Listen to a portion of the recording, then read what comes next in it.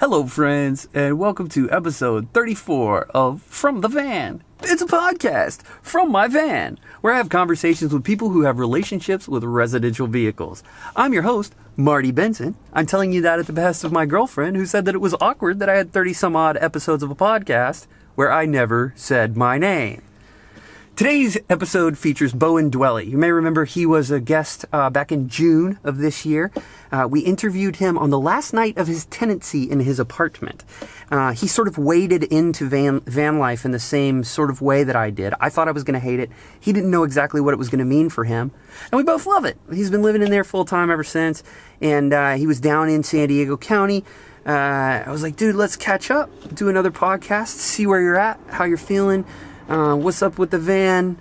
What's your trajectory in life and all of that? We talked a bit about his new coaching practice, his travels, paragliding, and a little bit about depression. A bunch of very interesting topics to me. And I think we had a really good conversation. I think that you'll enjoy it. Please enjoy episode 34 of From the Van featuring Bowen Dwelle.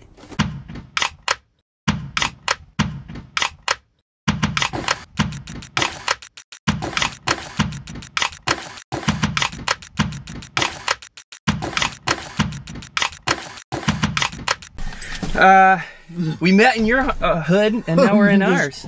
Yeah, totally. Yeah. I made my way down to SoCal, man. What are you doing down here?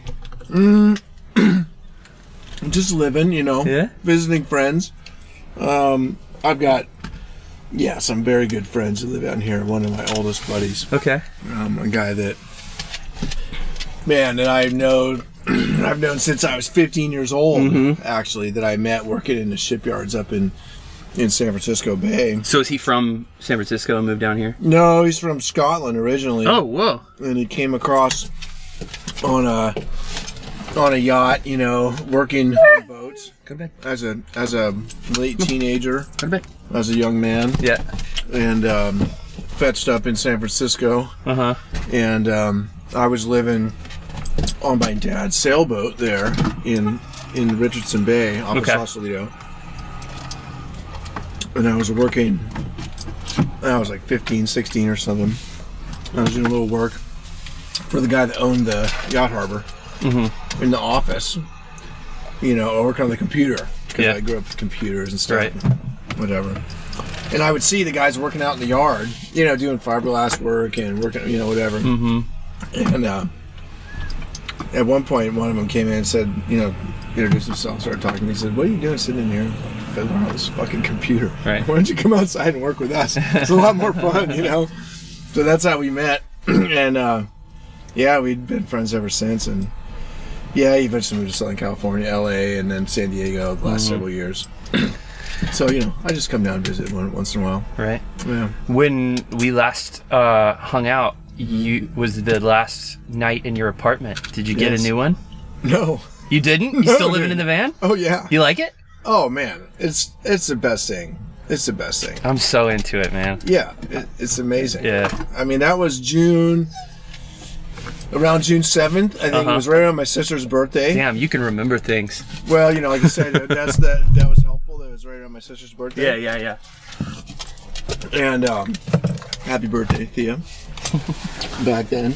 And I mean, I had moved up, packed up all my stuff. We got together that evening. Yeah. And it was a Thursday evening, and I was ready to take off that Friday and split, and I did. How was your trip? Well, I'm still on it. Yeah.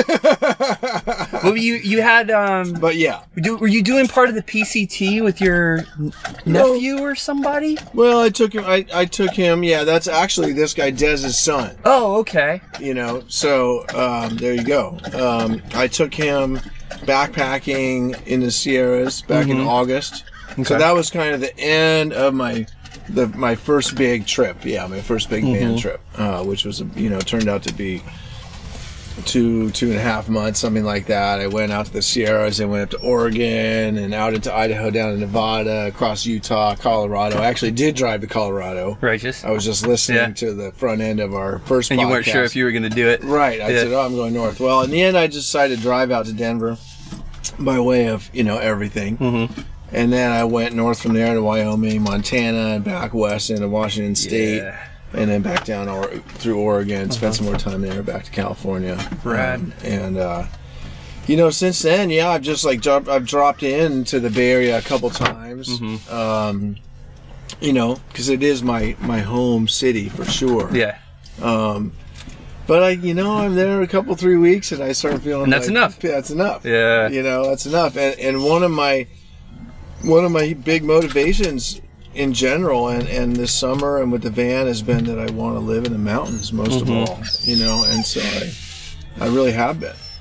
And so, like a month or at the beginning of October, I took off again, and I went out into the Owens Valley, to the Eastern Sierras. You know, the area around Bishop and around Bishop, let's say, and Mammoth, of course, and you know the whole area out there. And I spent most of the last month out there, one way or another. I did a little detour to New York City and on a plane. On a plane. Okay. Yeah. Someone asked me, "Did you drive out there?" I said, "What? No, you nuts?" No. I just drove to Vegas, left the van there in New York. You know, and then it started getting a little cold, as it does out there at elevation. You know, once it dropped into the 20s at night. You know, it's a little bit chilly. Yeah. Even with all the hot springs and everything, you know, it's like you wake up in the van and it's just 25 degrees. It's a little bit frosty. Yeah. So, but I did a bunch of cool stuff out there. I did some flying, a bunch of mountain running. I got to go up Mount Whitney. I met some guy just at random who had an extra Whitney pass. And so we partnered up and went up Whitney. We had a beautiful day. Rad. And then just made my way south. Yeah. To here to visit these guys and hang out with you and a whole bunch of other people down here. And, and I'll gradually, after a few more days, I'll turn around and head back north. Head back up north. Yeah, just pit stop up there. Have you taken the van to Mexico yet? No, not. I have driven to Baja several times in the past, but I haven't taken this rig to Mexico. And I mean, I don't know. Are you interested in that? Yeah, we're thinking about, some friends are coming. You know, it's funny, on Memorial Day, they started for 6 months. We were all sleeping. We have a pretty robust van life crowd here. Yeah. And on Memorial Day, they ticketed everybody it was like, we were laughing because you would wake up and it was like 12 vans in a row, just super obvious, and it's not legal technically here. Yeah. And so on Memorial Day, it was like, summer's coming, ding, ticket everybody. We were fortunate we were out of town that night. But the community swells in the winter because this is sort of like the best place to be in February. And some friends are coming into town at the end of the month, and we're thinking about doing a little Baja Mission. Yeah, you should. With them. Yeah. I went there with my buddy, my best surfing friend, Jeremy, and I went down there for like 5 days over Thanksgiving a couple years ago and got super good surf. Yeah, so you have been down there. Yeah, I've been down there a bunch, but I haven't taken the van yet. I see. I'm excited about it. Have you been deep into Baja or just in the north? No. What was it? Punta San Jose was the furthest that I've been. Yeah, I don't know exactly where that is. It's probably 3 hours south of here. Yeah. But yeah, I've driven down, I don't know, several times, and I've been down Baja many times. Yeah. What are the legalities around paragliding? Paragliding? Yeah, or flying. That's what you're doing, right? I thought you were going to ask about legalities around Baja. No, like I imagine that you can there are probably a shit ton of places to fly in Baja. There are some. I think the way. I mean, yes, there are. They're not so much known spots because the way it works is like there have to be people who want to fly it, and then they kind of identify the spots and that sort of thing. Yeah.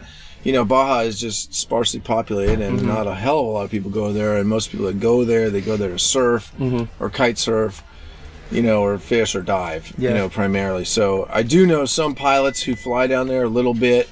There's a spot, people go to La Ventana to kite and stuff, and there's some bluffs near there where people fly, but most of Baja is still just kind of unexplored or just so, again, sparsely traveled that I'm sure some people have flown there somewhere, and just no one ever heard the story. You know what I mean?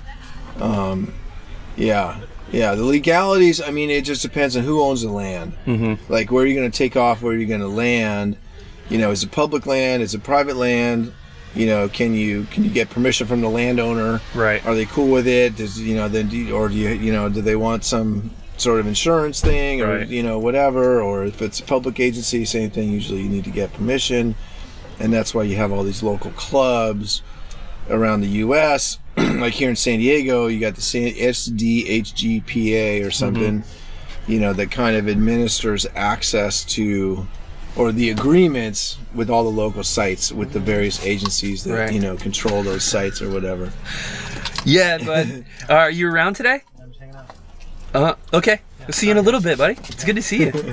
That's my buddy Ryan. He Right on. just came back from, hey, Spin, you got to stay in the van, bud. It's good to see you, buddy. Get in the van, Spin. That's the phrase you probably hear most of all. He's been up in Santa Cruz for a while. Oh, cool. Yeah, come over here, mister. Yeah. It gets complicated, man. Because it's America. Yeah.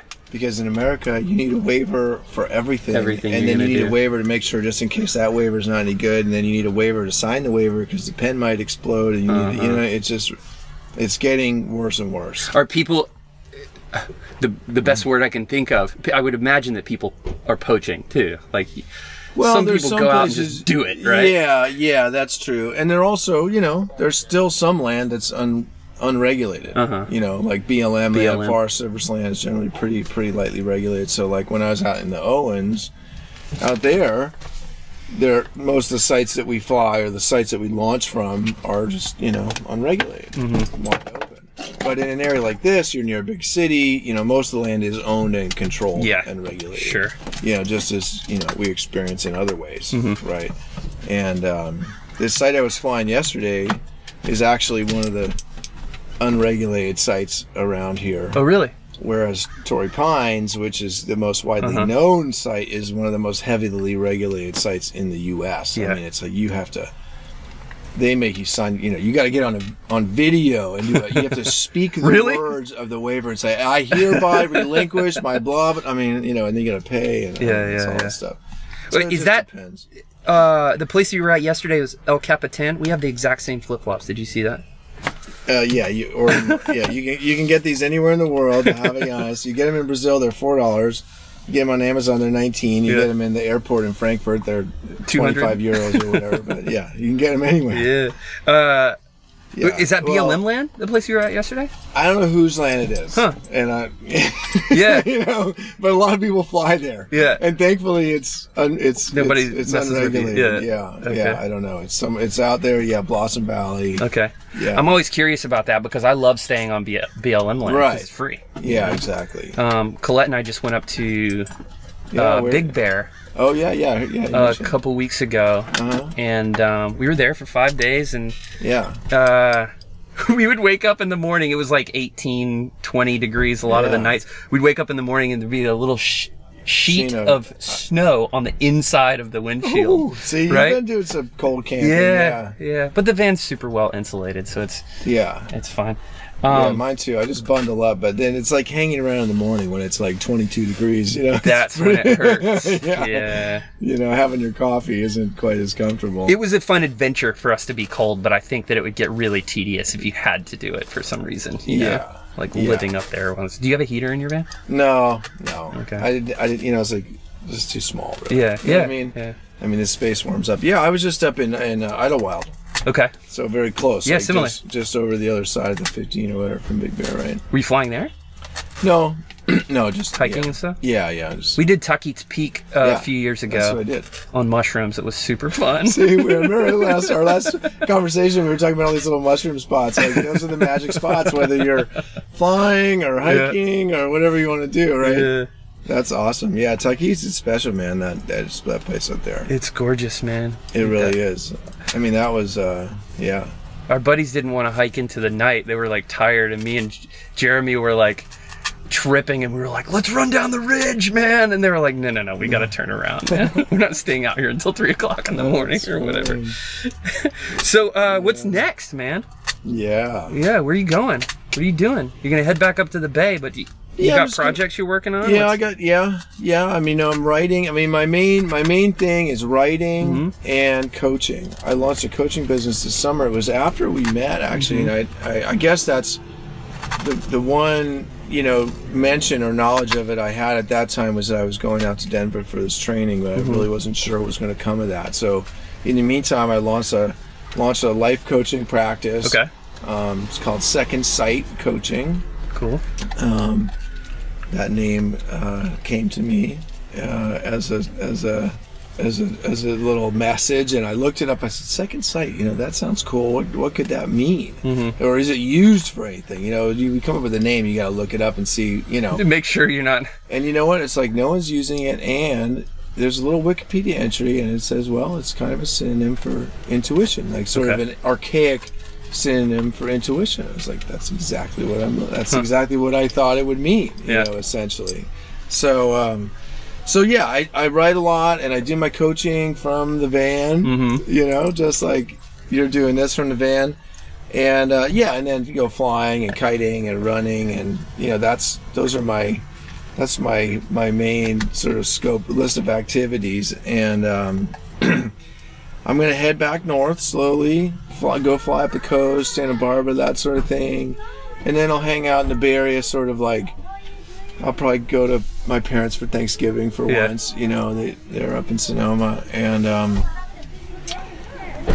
then I'm thinking about going to Thailand, actually. Hell yeah. Yeah. I don't think I can drive the van there, but probably not.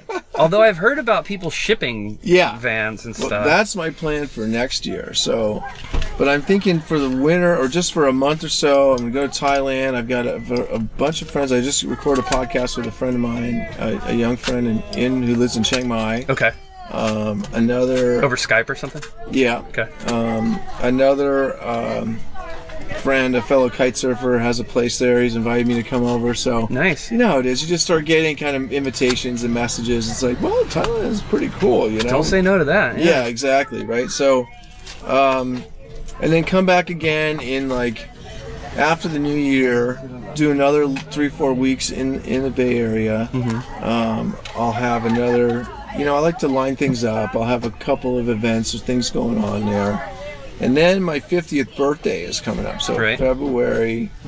So I'll probably do something, in San Francisco then for that, and then probably also go somewhere, maybe go to Brazil or Colombia or something like that, or Panama.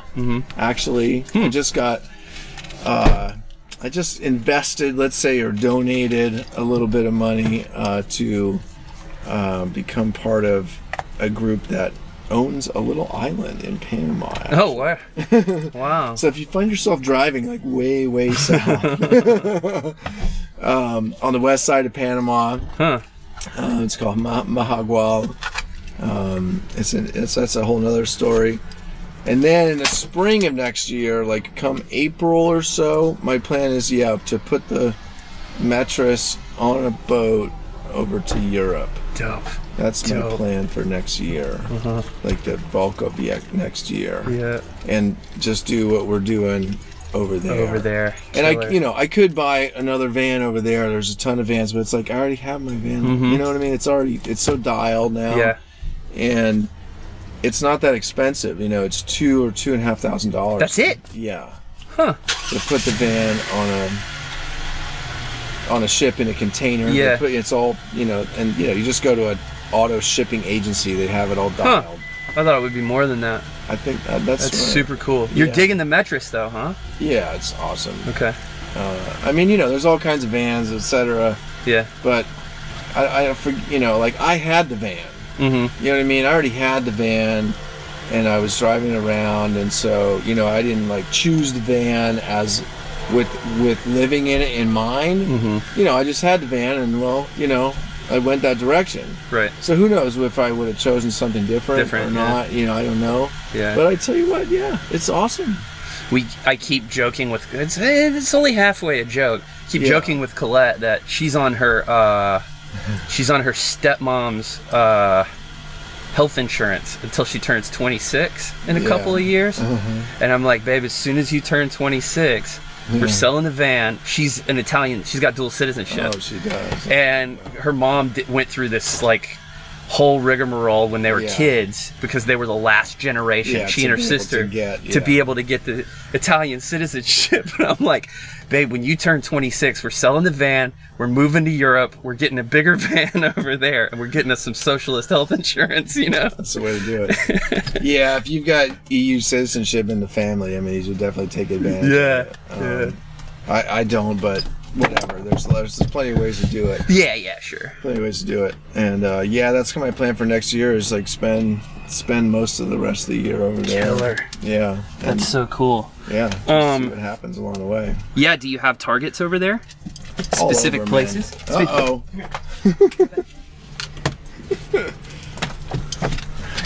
All over. I mean,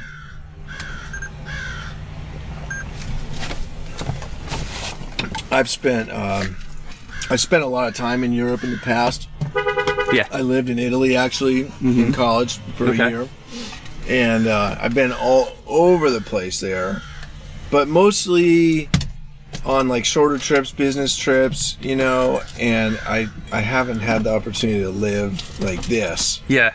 You know, to really live there and be mobile. Right. And, you know, live in a new way there. So, yeah, all over the place. I mean, man, you know, Portugal, Spain, you know, the French. I'm going to go to the Pyrenees. Yeah.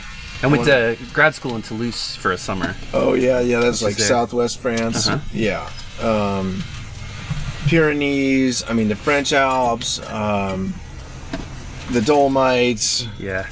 There's a whole bunch of other mountains in Italy that, the Apennines. I mean, I haven't even ever been to. Slovenia. I was in Slovenia a year and a half ago. I love it there. Yeah. Incredible place. Definitely gonna go back there. And then, I mean, just all over the place. Oh my God. I mean, that's super exciting, dude. Have you looked into the pragmatics of European van life? I know a bunch of people do it, but I haven't done my research yet. I haven't done a ton of research. I mean, you see a lot of people in vans, of course. Yeah. I think one reality is, like you mentioned, BLM. There's no BLM.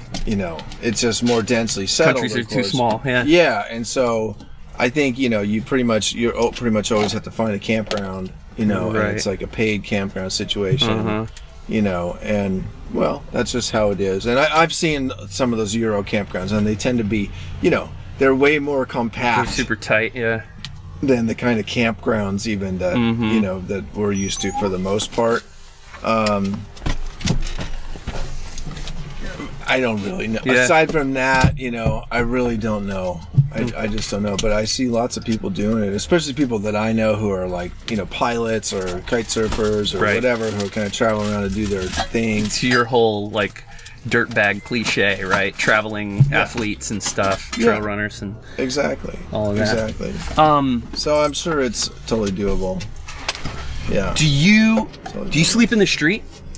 In the city, you mean? Yeah. I don't prefer to be honest. I mean, like here I'm staying with friends. Your buddy's house. Yeah. And when I'm in, it just depends. I mean, yeah, like I was up in Ojai last weekend, and that's like it's not a city, it's a town. Yeah. And there, I just found like a dark street. Yeah. And that was fine. But is that what you're asking? Like, stealth camping. I was wondering if because that's like almost exclusively what we do. My buddy Jeremy has a pretty big driveway, and my sister has an extra parking space, and so we stay with them kind of regularly, but still probably only like we're in probably at least 6 nights a week. We're in the street, city somewhere. Yeah, right. Because you live here, like San Diego area. Right? Yeah. Encinitas. I'm on the Traffic and Public Safety Commission here. My jobs are all close by, so this is like I'm so trying to figure out the mobile thing. We still haven't quite figured that out yet. We took. Oh, you mean the mobile work thing? Mobile revenue stream is Right. I would love to, we took a 7.5 week trip. Yeah. Summer. Yeah. In the end of the summer, and I would love to have been able to like do that exact same trip, but for 3 or 4 times as long. You know? Right, because you're able to make some money along the way. Yeah. Yeah, I hear you. Well, before we get that, I mean, like, it's interesting, you know, the urban. I mean, again, like like I said, like I want to most of my time I want to spend in the mountains. I'm not really trying to live in the city right now, and I can do my thing from wherever. So that works for me. Yeah.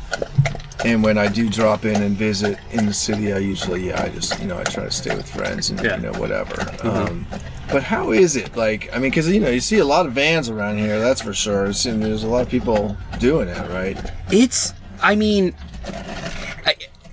I'm always super interested to pick the brains of other people who live in vans. Yeah. Because, when those tickets went out earlier in the year, a bunch of people got spooked. Like our buddy Teddy that you met, the Southern dude, a few minutes ago, and the other guy in the ProMaster, Johnny, he he's paying somebody for like to let him stay on their property, and they give him power and stuff like that. Right.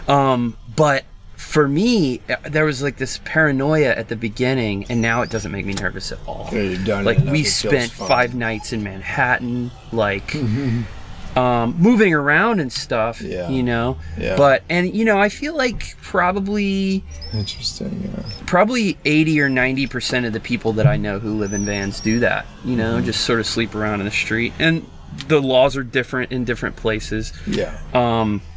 But you know. We've been knocked on in Toronto and here once and maybe somewhere else. Oh, we were Glacier Point in Yosemite. There were just a bunch of people at sunset, and we're like, well, let's try it. And Colette and I were like actively fooling around, and this dude comes and knocks, and he was so scared. I was like, what's up, man? Put my clothes on, and I'm like, what's going on? He's like, are you guys planning on staying here? And I was like, yeah, if it's cool. He goes, well, it's not cool. You know, he was so mortified.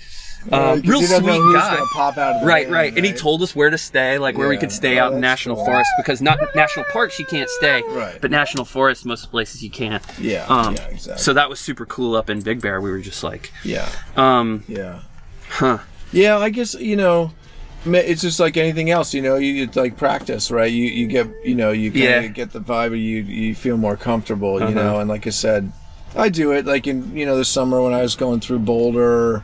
You know, after I was in Denver, I went up through, you know, Boulder's in town, and again, like I mentioned, in Ohio, various places. So I think it's more just where I tend to find myself. Right. Is more do what you got to do. Out. Yeah. You know, and exactly. And it's well, and there's this whole thing with. I mean, that's a whole nother subject, you know, kind of, but like. People living in their vehicles, and like the issue, like you said, with, you know, different cities have different laws about this, and there are a lot of people who live in their vehicles because they don't really have anywhere else to live, because they have to, or because they can't afford, you know, to not live in their vehicle. It's a cheap way to live. Yeah. And then it's against the law to sleep in your van, and you know, some cities are starting now to have these like, you know, kind of sanctuary areas or safe parking lots, and to me, it's like that just sounds terrible. But you know, that's like, it sounds like it could very quickly become sort of a camp. You know what I mean? And not what I'm interested in at all. But I mean, what do you think about that from a planning point of view? And well, I have a very long history as an anti-car person. Right. I remember. Yeah. Right. And like, I think that our car culture is a massive disaster. Yeah. But that said, having the freedom to live in one is a good thing. Like, well, and the thing is, like, they have safe parking lots in San Diego, in the city of San Diego. In Encinitas, it's illegal to park a van or a camper that's been a camper or a van that's been modified for habitation purposes, it's illegal to park one of those on a city street overnight, period. Right? And of course, you've got rich people who live in their houses and have camper vans that they leave out. They don't get ticketed, but the people who are living in their vans often do. Yeah, right. And then in Solana Beach, it's illegal to sleep in your vehicle between 10 p.m. and 6 a.m. or something like that. Right. My attitude... So if you work the night shift, it's fine. Right? Yeah, sure. These guys in this camper over here, I've met them. They have an agreement with the guys at the local gas station, and they stay there every night. But my attitude is like, public parking is a disaster. Yeah. But if you're going to leave your vehicle overnight on a public street, I'm making a higher utility use of that for sure space if I'm sleeping there. And so the deal is, I think the answer is we ought to charge for parking all the time everywhere. Right. And so it's like, that would... Yeah, it would do far less importantly. Right. It would legitimize van life. Well, what was the book that both of us probably owned but not read? The High Cost of Free Parking. I've read it now. Okay. I listened to it. Time and a half speed. To it because man, that book, I ordered it and I was like, oh my god, this is a dense book. But we know, like, what's it called? The hidden cost of free parking. The high cost of free parking. Yeah, right. I agree. I mean, exactly. And you should read that book, dude. Yeah. No shit. I listened to the book. I got it on Audible. I listened to it at time and a half speed. Yeah. While I was walking the dog around for 2 months or whatever, because it's 800 pages. Yeah. Every chapter blew my mind. It turned me on. So there's more in there than just like we know, like parking is a disaster and we should charge for parking. Here's the thing that I felt like a giant idiot for not having thought of before. Yeah, hit me. Your driveway steals a parking space from the public. Yeah. Because you cut the curb, and that takes a parking space away. Right. So I had never thought about that. Spaces, Right? Yeah, totally. But that guy just constantly broke my brain. I want so badly to get him on the podcast. Yeah. Because I'm super interested in what he has to... He's in UCLA, right? Yeah. Right. Yeah. Right. So, but I mean, I think the way to eliminate van life is if that's a public policy decision that the lawmakers if that's a public policy decision that the lawmakers decide to make, the only equitable way to do it is by providing housing and charging for parking. And those two things are on the same. They're different places on the same supply and demand curve. Well, it's interesting too. It's like, why? I haven't really dug into this much at all. But it's like, why should it be against the policy of the city to have? It's like, sure, if you have people just like living in vehicles and forming sort of ad hoc camps, it's like, okay, that's hard to. It becomes a safety and health issue, and maybe etc. But on the other hand. And it's like, okay, they're not paying property taxes, the things that go into the city, but if they're paying for parking, you're cool. At least it's a step in the right direction. I don't know. I went to both of the hearings last year around the San Diego ordinance. And all of the things that people are complaining about with van lifers are already illegal. So why do you need to make living in a van illegal when shitting in the street is already illegal? Yeah, for example, all of the things that, whether it's perversion, sexual predation, all of these things sound like just your garden variety othering. Yeah, exactly. It was that's the thing. We were against miscegenation for the same reasons. You know what I mean? Back in the day, it's like.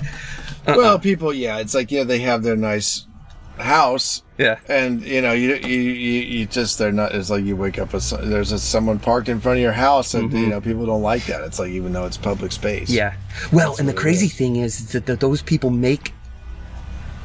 If you believe that the human condition is more good than bad, having somebody living out in the street in front of your house makes your house safer. I'm in the middle of reading Jane Jacobs' book, The Death and Life of Great American Cities, and that's basically the deal there. If you do, but I mean, Jane said it, was the first to start saying like that's why our cities are dying, because essentially we stopped believing that, or stopped practicing that, because we've built ourselves, into these separate existences, and so we're not used to, kind of trusting that other people have our mutual best interest in mind, and we'd rather just have our own little walled compound, every which one of us, and that's right. We cloister ourselves away, and that makes stranger danger real. Ben Folds said it so elegantly. I wish I had come up with this. He says, if you can't trust, you can't be trusted. Yeah. And it's like, there's the end of the idyllic American city. But New York still has a much lower murder rate than the county in South Carolina I grew up in. Yeah. There are just more people there, so there are more murders. Yeah. Interesting. Well, what we were just saying, about security, right? I mean, it's one of the symptoms, of the fact that, we've created a world that will destroy us, right? It's kind of how civilization works, right? It kind of, it goes in waves, and the wave is definitely peaked here. We're past the peak, right? And we're witnessing, some of our systems start to come apart. I wonder, though, if that... I feel like I'm so scared of being one of those old people who goes kids these days. You know what I mean? I don't mean kids these days. I mean more like the decline of Western civilization. Because the system gets, we just get more rules and more restrictions and more false sense of security and more separation and, less human connection and, all those things. So what's the focus? I think this is a good segue. What's the focus of your practice now? Your coaching practice? Yeah. Do you have a hook? Yeah, totally.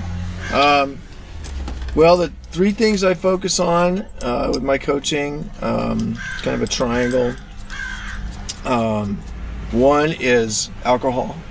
So people who want to drink less, people who want to change their relationship with alcohol. And, that's like, what I find is that's most people. Spin. There goes the dog. So you start at alcohol. Yeah. So you find that most people want to change their relationship with alcohol? Well, most people drink to some extent, right? And when you really start, when you kind of dig into it, what I find is that most people are like, it'd be good if I drank a little less. Yeah. And it may be very subtle, may not be, and for most of us, it's not a big deal, but it's like that little something, right? And then for lots of folks, it's kind of a little bit bigger of a deal, kind of like it was for me. It's not a huge deal. It's not like a life-threatening thing, right? Or, but it's, you're not losing your job. Right, exactly. But it's still kind of like a, boy, I'd really feel a lot better. Right. I'd be a lot healthier. I'd be a lot more productive if I, but I don't have a problem. I don't want to stop my life to do this. And the fact is, you don't have to. It's no big deal, really. It's totally possible to change your relationship with alcohol or with anything else, right? It's, we like you said, we get good at what we do, and what we do becomes us, through neuroplasticity of our brains, right? I mean, what we do gets wired into our brains and becomes a habit, and just as easily we can change habits. And so that's, been my experience over the past couple of years, is just learning that, there's alcohol. Just to talk about alcohol, it's not a black and white thing. It's not like there are some people that have some sort of defect or disease that makes it impossible for them to, enjoy drinking without side effects. Right. That, and then the rest of us don't have that problem. Not at all. It affects us all the same way. Right. And if we do something enough, it becomes a habit. Yeah. Especially with a substance, and there are many, and alcohol is one of them, that encourages habit forming, right? And so there are lots of folks, that would love to change their, like I said, change their relationship to some extent with alcohol. So that's, because that's part of my experience, yes, that's one of the focuses of mine. And the other two also come from my experience. Entrepreneurship. I figured out how to live outside the machine a long time ago.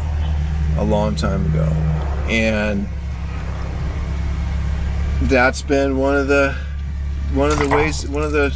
ways that I got free, essentially one of the ways that I have achieved and enjoyed the freedom that I have in my life. And it's easier than ever for people to start a business or work for yourself or work remotely, but then again, most people haven't done it right. And so just to share my experience, or in terms of what my path was, and how to again start a business or kind of go out on your own, or just to think differently about your work situation, right? Think more creatively. So that's another piece of the triangle. And then the third piece is intuition. That's what the whole practice is named after, second sight. Intuition is your second sight. And intuition for me was and is the key. I mean, it's kind of the key to who I am now. And that was the key to like unlocking, or realizing that I wanted to change my relationship with alcohol. For one, it was also the key for me to kind of finally closing the door on years of depression and anxiety. It was really the key to me starting to feel like I really knew what I was here to do in the world. It's that it's that voice of you, right? Is what it is to me. And I just didn't have it before. I really didn't have it before. You didn't have intuition before. Well, I mean, we all do. Yeah. We all do. But my sense of intuition was not very well developed from a young age. And so when I finally did start to get back in touch with it, I started to hear some of these things more clearly. So I think about this a lot, and I don't... What is intuition? Yeah. I feel like the times that somebody has accused me of intuiting something, and usually it's complimentary, right? I feel like I can trace my assumption, whatever assumption I made that looked like intuition, I can trace it back to, at least vaguely, some array of logical analogies, right? Okay, I really am. And so I don't know what intuition is. I'm not sure I even believe in it. Yeah. Does that make sense? Yeah, it does. Because I think most of us, or a lot of us, like myself, like I didn't really have a sense. People say, trust your gut. Your intuition, just knows what to do. And I was always kind of like, well, I don't really believe that because I don't have that experience. I hear the cliche and it's meaningless to me. What intuition, there's a lot of ways to describe it, right? But I mean, the ways that I describe it, it's it's knowing without knowing something without knowing how you know. Okay, that's one way to think about it, right? Like, what do you want for breakfast? I don't know. You decide, but you don't quite know how you decided, or it can apply to a lot of larger things. But knowing something without knowing how you know it or how you arrived at that decision. Another way to think about it is your subconscious or unconscious or preconscious knowledge, right? And that's why people often talk about being in the body or in your gut. Right. For me, it's more like, I actually think of it more in my legs, in a way, because it's for me, it's very much about movement, and it's kind of like my intuition. Well, which way do I start moving? You know, without thinking about it too much. But yeah, your subconscious, right? Your subconscious, your unconscious knows a lot. And actually makes a lot of decisions, right? Or let's say more accurately, takes a lot of actions without conscious decision all the time. Right. All the time. And so in that context, intuition, and I think this is what, Carl Jung wrote a lot about intuition, actually. He's one of the few that did, and I actually haven't read any Jung yet. But I did meet someone recently who wrote her dissertation on intuition, and so I got a little bit of what Jung said to her, and is that it's kind of like your subconscious bubbling up through to the conscious level, right? And so who knows what's going on down there. There may be a decision-making process, but it's more of an automatic process, right? Whereas the conscious mind, our analytic mind, want to lay out all the options, weigh the pros and cons, try to predict the future, play out the chess game and all the different permutations, and and then like to make a decision, right? But that's often not how we do everything that we do, and also that process, that conscious decision making process, it's expensive. It's like cognitively expensive. Yeah. It's a lot of work. Anxiety producing. I mean, it's difficult. It's not super fun for most people. It depends on how you're wired. Yeah. Right. But for a lot of people, it's that they really don't enjoy trying to make decisions. Yeah. So, what is it? Other ways to describe it. I often describe it also like a moment of waking up, kind of like, it's that aha moment, right?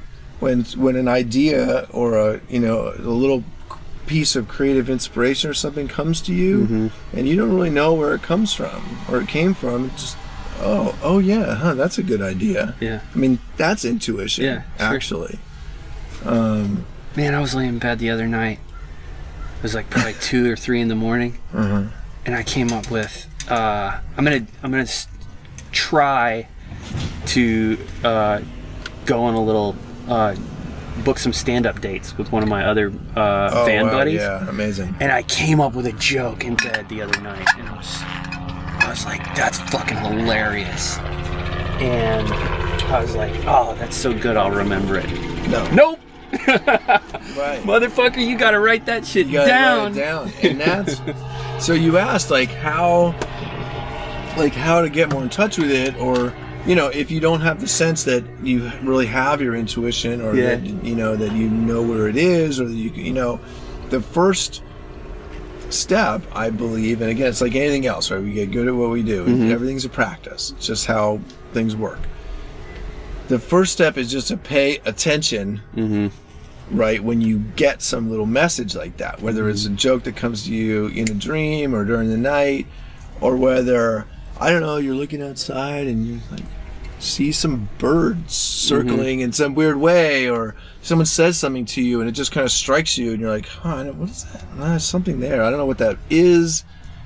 Just to pay a little more attention to those unusual moments, right, that maybe don't fit into, just sort of everything making sense. They're the off menu items, and that's kind of the first step of just practicing. And that's what I've found, is paying attention to things that we notice, and then maybe it's a day later or a week later, who knows what, and I'll have some thoughts like, that's interesting. Now that kind of makes sense. Yeah. Right? It's a very powerful thing, I one thing that, just to approach it from another direction, how do we know, how do you know who you are and what you're here to do, or what you want to do? with your life, do you sit down and make a spreadsheet that's like, Marty is... There's a list of it. You know, pick these and, you know what I mean? I might be better off if I had done that. You know what I mean? No. Every time I make a terrible decision, it works out great. And that's what I keep thinking as you're describing intuition, you know? Like, every time you make a terrible decision, why do you call those terrible decisions? Well, every time that I make an off spreadsheet decision. There you go. Interesting. If you talk about, like, conventional wisdom. Yeah. Terrible in that sense, okay. right? Like, I remember I was looking for a job in 2007, right after I got out of law school, and I had like $800 in my bank account, and I needed a fucking job like right now. Yeah. And I bought a surfboard, and I got it, and went to a networking event and got a job 2 days later. You know? Did you take your surfboard with you? No. You're like, there's this guy here with a surfboard, and I'm gonna hire him for sure. I did take the bus to work all the time from Oceanside down to UTC, and it was like 300 yards from the bus stop, this office that I worked at, and I was in a suit riding a skateboard into work, and they're like, I know everybody I worked with thought I had a DUI or something, and I was like, no man, I'm billing hours on the bus, dude. Awesome. Well, that's it. Yeah, exactly. Like you did an off-menu decision, you know. So to me, you know, that's, you just described, like, those are more intuitive decisions. You bought that surfboard. It's like, it didn't really make sense, but, you know, something told you to buy the surfboard and that it would work out, you know. And that's the thing in the bigger sense, right? It's another one of these cliches, you know, it's all going to work out. It's like, you know, for a lot of us, you know, if someone says that to me, I was like, fuck you, you know, I don't think it's going to work out. It doesn't feel like it's going to work out, you know, if things aren't going so well. And if you don't know, if you don't have that sense of knowing why you're doing what you're doing with your life, and you're kind of stuck in like anxiety and depression, like decision making mode, and you're just constantly stuck trying to make this, what do I do, right? And you have no confidence that like things are just going to work out. And what gives you that confidence, or what has finally given me that confidence, is like backing away from the analytic decision making and paying attention to my intuition enough that I have kind of, you know, taken the, you know, done the off menu, taken the off menu choice, you know, enough times, and it has worked out enough times that now I have a sense that, you know, if I listen to that message, it probably will work out. Right. And now actually I do have some trust that like things will probably work, you know, go okay. But I think that is a big issue for a lot of people. And that's, you know, where it ties in with drinking, is that alcohol, you know, it just numbs everything, right? I mean, that's part of the reason we enjoy having a drink, because it's just like, okay, just give me a break from the world, for God's sakes, right? And that's understandable. But, you know, I started drinking at the age of 11. You know, that's and so I, you know, just didn't have the chance to really develop that ability, right? Because it was just numbed and dulled, and so I didn't really ever get the sense that things were just going to work out, right? And I didn't have that subtle voice, you know, kind of whispering in my ear, you know, through my earlier life, you know, kind of guiding me, like, oh, you know, you might like to try this, or, you know, that feels good, you know, try that. It was, you know, I was like, well, just kind of felt like I was just kind of floating around, right? So for me, at least, like, focusing on my intuition has been super, super productive. Do you do a lot of meditating? Not really. Okay. Not really. I mean, I have done some, and you know, I do a lot of other stuff. What I do is flow, right? I mean, I like to move my body, and there are a lot of parallels, and you could say that, like, being you know, in meditation is like is being in flow also. Sure. And you could say that anyway. So I like to, you know, when I'm running, or I like to move. So sitting in one place meditating, it's a little. I mean, I do it sometimes, but I don't do it a lot. I've gotten certainly once you get the runner's high, you're in that same sort of headspace. I think. Yeah. Once you're actually doing it, that whole "it's all gonna work out" thing,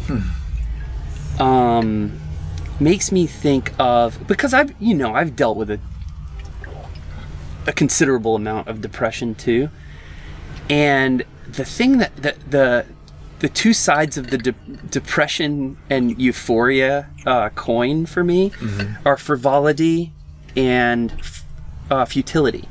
It's like, if you look at life, if you spend your last $600 on a surfboard and you're broke, life doesn't end there, right? Like, you're just broke. Like, plenty of people are broke. There are plenty of unelectively houseless people. You know what I mean? Yeah. And sometimes I see them making out on the side of the street. You know what I mean? Like, and I'm like, wow. People can still have a good time. Yeah. And you can, on the one hand, you can look at life and be like, there's no purpose, everything's the worst. Or you can look at life and go, there's no purpose, I can do whatever I want to do. But if you don't know what to do in that moment, that's a depressive moment. Oh, yeah, because you get into the needly, like, decision-making mode or whatever. Don't know what to do. It doesn't feel like freedom. Yeah. Right? It feels like nowhere. It feels like hopeless. I'm lost. What do I do? Yeah. And I mean, to me, that's right. It can go. It could be either one. Right. And you could be in the exact same situation, whether you're broke or not. If you have that moment of freedom, can feel like purgatory, crippling. Exactly. Yeah. Or it can feel like freedom. Yeah. Right? If you have a sense of what you want to do with that moment, maybe you just want to sit and chill, know, even. But if you don't know, for me, again, like, I would often be just like, okay, what do I do with the next hour? What am I going to do? What am I, and like, that was like in my, this anxious loop in my brain. Like, what am I going to do? What am I going to do with the next hour? And that's not a good place to be. And for me, I feel like if I get, to the extent that I've been able to get to the root of that, to me, I feel like it's like I didn't have my intuition. I didn't have this voice, that would just whisper to me like, hey, it's cool. Just chill for this next hour. It's fine. You don't need an answer. Or, you want to go skateboarding, or whatever. I just didn't have that. And so I was, I would get lost in this loop of like, what am I going to do? What am I going to do? And it feels terrible. But it also, I mean, I think that's where you're going, or that's just, you said frivolity or... Frivolity and futility. Yes. It's like you can look at the world exactly as a huge vacuum, and you can choose to see that as an opportunity or a burden, right? Yes. And it's just all nothing but your mindset, right? It's the way that you look at the world. That's right. That's right.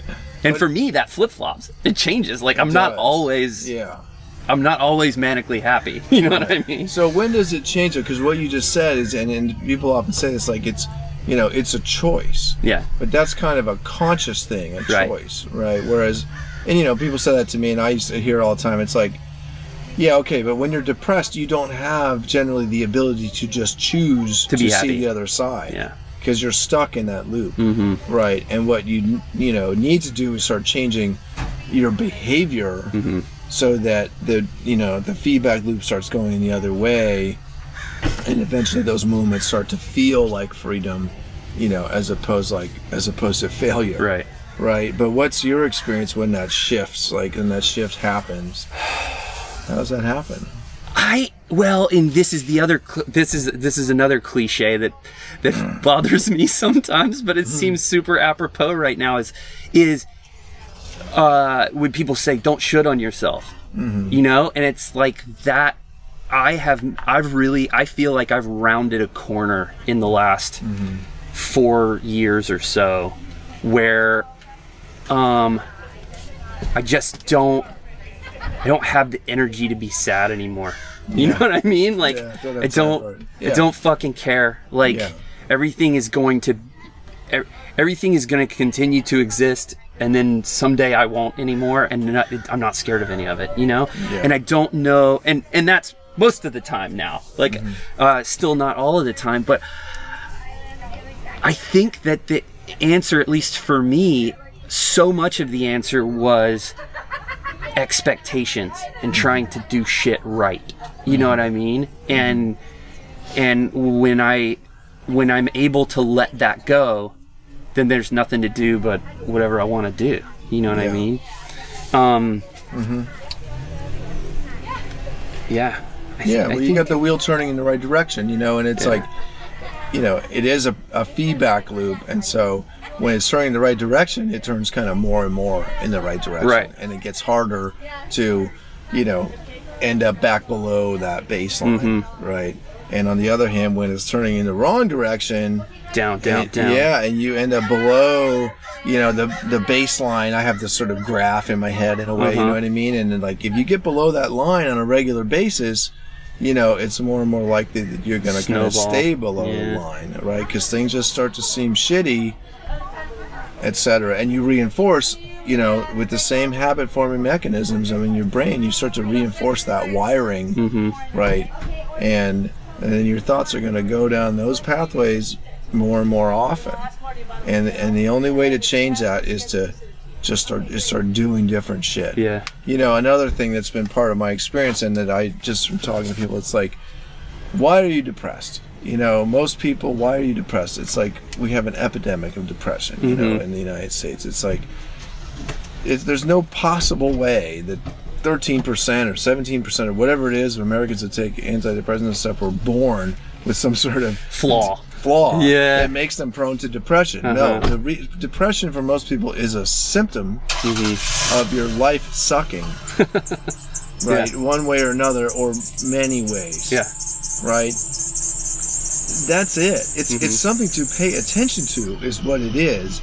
You know, if you start feeling kind of bummed out on kind of a regular basis, you know, it's time to pay attention, right, to the red flags that are being raised and change something before it gets worse. You know, not start taking some pills to make you temporarily feel a little bit better so that maybe you can suck it up for a while longer or something. No. You know, and we're just so resistant to the idea that maybe the whole machine that most of us are living in that's the broken part, is not doing so well for a lot of us, right, in terms of a structure that is satisfying, you know. And so that, again, it's, you know, it's a symptom of not living well, right? So, like, what can you do to live better? And again, if you don't have that inner voice, like for me, it's where it comes back to intuition again. If you don't have that little voice that's telling you what actually would make you happier, if you just don't even have that, or if you're not in touch with it, it's pretty hard to know what to do. Sure. And that contributes to it. So that's certainly also an aspect of, like, my coaching practice is, you know, my own experience with depression, and, you know, helping folks with that too. Sure. You know, it's been fascinating to get into that and start working with some people, and it's another way to, you know, just to share my experience. Not that I have answers per se, right, you know, but that's what we're all here to do, right? Is be ourselves as much as possible, and, you know, to share that experience with each other, right? And that's just what makes the world a richer place. Sure. And it also it goes really well with my interest in writing. You know, I love to write, and writing is, you know, kind of a solitary thing, though, and a very, like, personally, kind of internally creative thing. And so the coaching gives me a way to work with a lot of the same topics and experience and stuff, but do it with other people Socially. Yeah. Yeah. Cool. Yeah. How is writing? How's it going? Yeah, it's going great. Yeah. Yeah. You got stuff out there? Is it coming? Well, I do put stuff out there now and then. So like what you'll see, if you go to my personal site, if you go to bowendwelle.com, or you'll see some stuff that I put out there now and then. And I also publish stuff on my coaching site, which is secondsight.coach. Okay. Coach. I haven't heard that one before. Yeah, well, you can get there's a dot just about anything these days, right? But a lot of stuff that I write, I don't publish right away, and I don't even want to be thinking about that when I'm writing a lot of stuff. And it's kind of it's a bad idea as a writer to be thinking like, okay, well, as soon as I finish this, 2 pages, I'm going to hit post and put it out there in the world, right? Because it's a creative process. You want to be free to, just write what, let what comes. Yeah, exactly. So all of that material is just gradually accumulating in a big digital pile. Yeah. That in, over the course of next year, hopefully the pile will get big enough. And then hopefully at some point I'll have the energy to go back into the pile and start sorting through it and, pull out enough for a book. Cool. That's the plan. Right on. Yeah. Is it, are you writing fiction at all? Or is this memoir not sort really. of stuff? It's just memoir and kind of, thoughts and experience and that sort of stuff. So, it's stories, and then it's also, kind of like life experience. Right. I did start writing a story over the summer, and I got to, I got to get back and work on it some more. But yeah, mostly no. I don't know. Fiction hasn't really come to me so much. It's I don't know. I think it requires like even more freedom, right? You just have to be able to like dream onto the page. Right. I'm not there yet. I don't know. I'm so bad about. I feel like all of the reading I do is like hyper technical shit, and I'm just like, I'm constantly fussing at myself. It's like, dude, just read a novel someday. You know? Yeah, interesting. Yeah, I do once in a while. I mean, I read a lot of stuff and I like take notes, and it's like it's kind of serious, I suppose, and fun. I mean, fiction's amazing. Yeah. Story, just pure storytelling. Have you read Joseph Campbell's book, The Hero with 1,000 Faces? That's where all this comes together. Like the fiction and the all these themes that we're talking about intuition and consciousness, and it's a great read. I think you'd enjoy it. Cool. I think you'd enjoy it. Joseph Campbell. Yeah.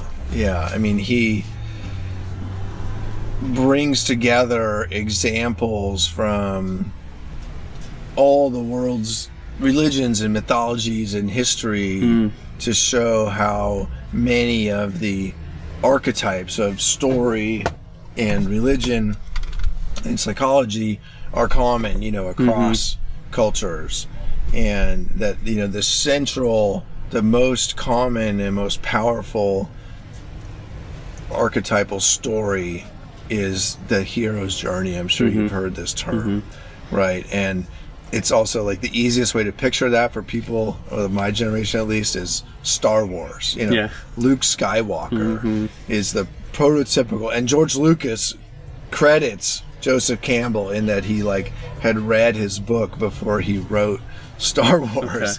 It's the prototypical hero's journey. It's also the story of Jesus Christ and many the Odyssey, many others, right? The hero has some sort of inspiration, is cast out of his home or has to leave on some sort of epic journey, does battle with the evil forces, gains some hard-won wisdom, and eventually returns home in some way to kind of, anyway. So with, fiction and reality, that's where it comes together. These are the the stories that are part of our psyche. Yeah. It's so weird that is a trajectory. That story is like the least interesting to me. I'm such a Richard Linklater sort of guy, you know. I want a meaningless movie. You know what I mean? That's not the only story, right? I mean, these other more, lots of other stories too. Yeah, I need it. Colette gave me the assignment yesterday. I guess there's the new Star Wars is coming out in December. Okay. And I've seen the first 3 that were came out when I was a kid. Yeah. But not in years and years and years, and so we have to watch 8 Star Wars movies before December, and I'm bracing myself for it. That's why it'd be better, if maybe they should have Richard Linklater direct a Star Wars movie. That would be fucking hilarious. It would be just like Luke and his buddies getting high and in the high school basement. Sitting around. That's kind of what happened in a way. That's like the side stories, with all the robots at the robot, C-3PO hanging out with his buddies, and the Wookiees when they're all partying, and yeah. But that's an assignment we have to give to Richard Linklater now, I guess. Yeah. What else?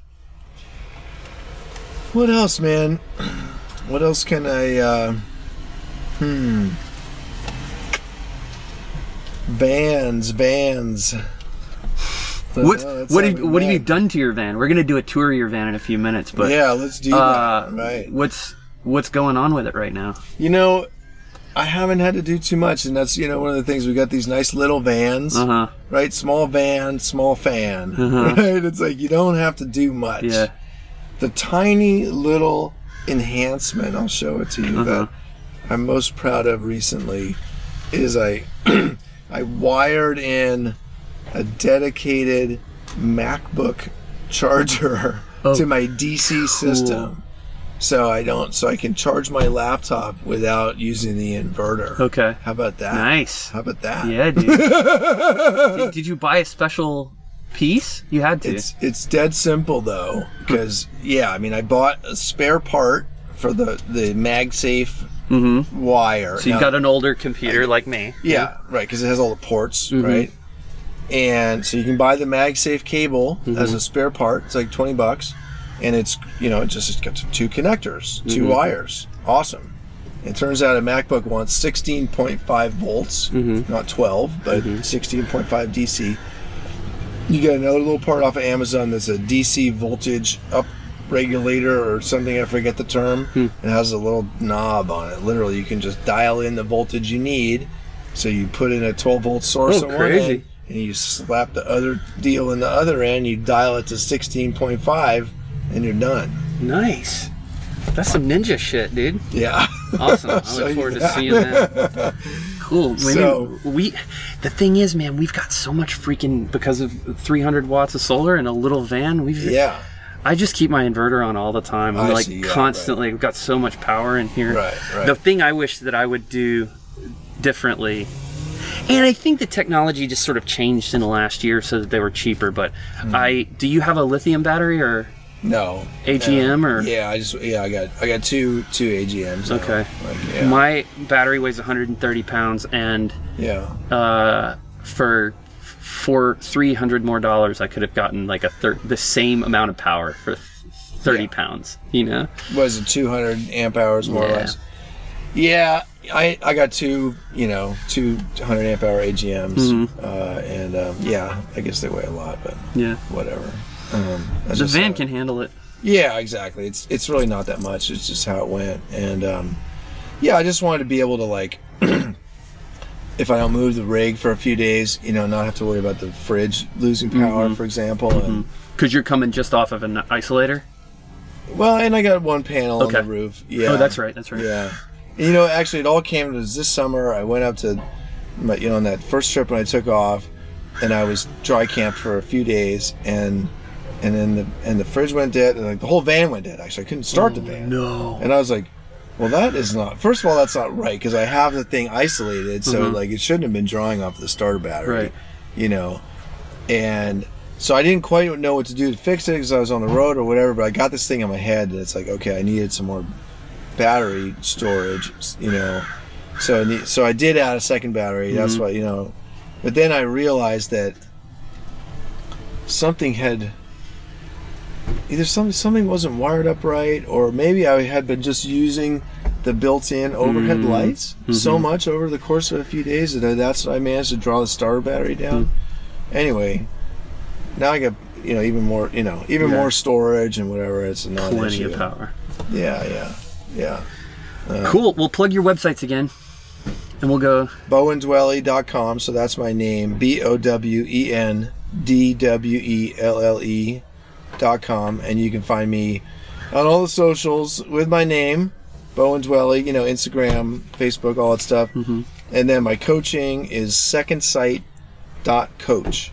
Okay. And you can find that on Facebook and stuff too. But yeah, there you go, man. Cool. Thanks for coming back on the podcast. Totally, it's good to see you. Great to be here. Let's go look at your van. Yeah, let's do a little tour.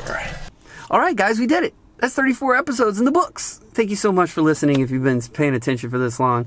I really enjoy hanging out with Bowen. It's fun to talk to him, and we sort of have a similar energy. And once we get going, we can't stop talking to each other. So he came and hung out at the van after we finished the podcast, and we talked for another 2 hours or some shit. Go to podcasts on Apple and Spotify, and plug. I love you guys. We'll have another episode for you on next Tuesday, which I expect is going to be super rad.